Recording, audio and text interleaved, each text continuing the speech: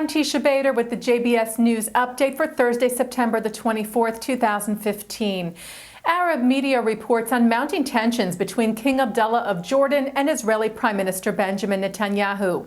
London-based Arab paper Al-Quds Al-Arabi, citing sources in Amman, reported yesterday that Abdullah is not speaking to the Israeli Prime Minister following the recent violence on the Temple Mount in Jerusalem. Abdullah had said earlier this week that only Muslims should be able to worship at the holy site. The Temple Mount is holy to both Muslims and Jews.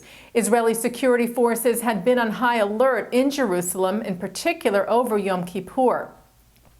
However, the area was relatively quiet over the last 2 days. The previous week was marred by several violent stone-throwing attacks.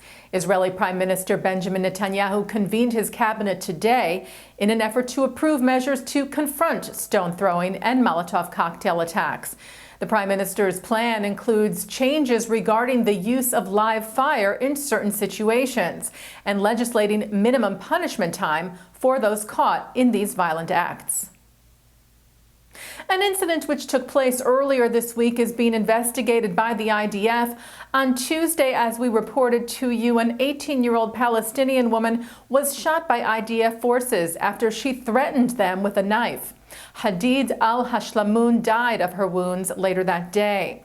The IDF says Hashlamoon advanced towards IDF soldiers at a checkpoint in Hebron in the West Bank with a knife drawn, ignoring their calls to stop and ignoring warning shots. The soldiers shot at the lower part of her body, and while she received medical attention at the scene and was taken to Shaarei Tzedek Medical Center, she later died of her wounds. The IDF also noted that Hashlamoon had set off metal detectors at the checkpoint.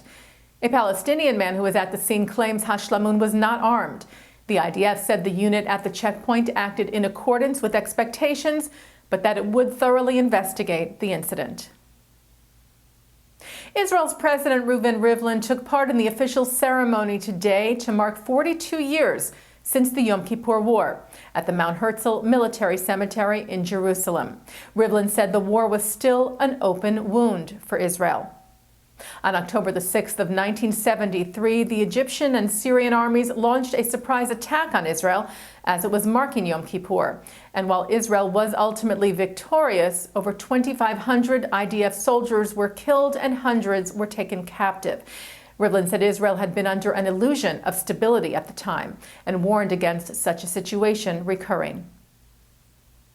U.S. President Barack Obama released a Yom Kippur message on the eve of the Day of Atonement Tuesday, wishing an easy fast to all those observing. He said Yom Kippur was a time for humility, reflection, and repentance, and also a day of hope.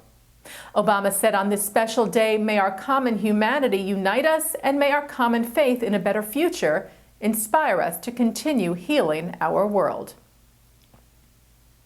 Jewish organizations welcomed the arrival of Pope Francis to the United States, a visit they note which coincides with the 50th anniversary of the signing of the Nostra Aetate, the landmark document that helped transform relations between the Catholic Church and the Jewish community. They praised Pope Francis for his deep connection and commitment to the Christian-Jewish relationship.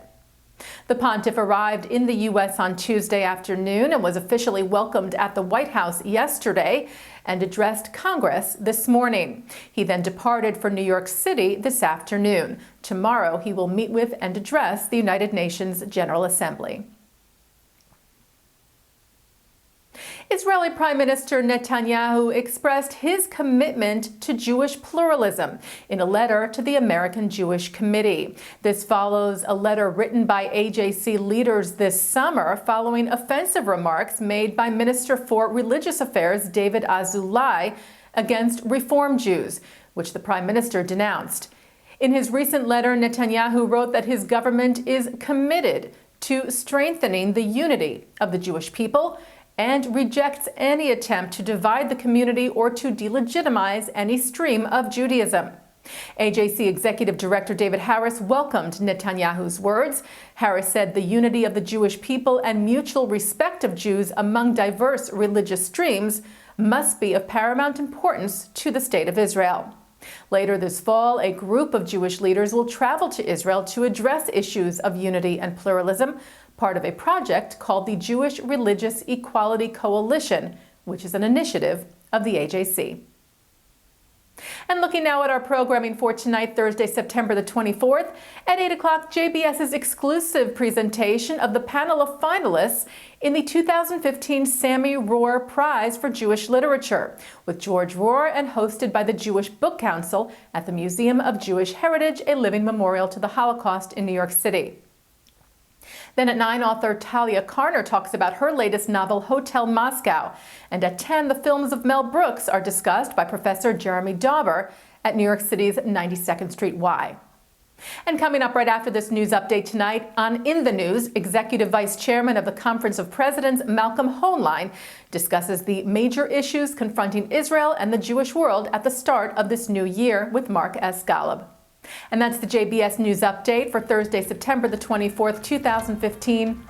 I'm Teisha Bader.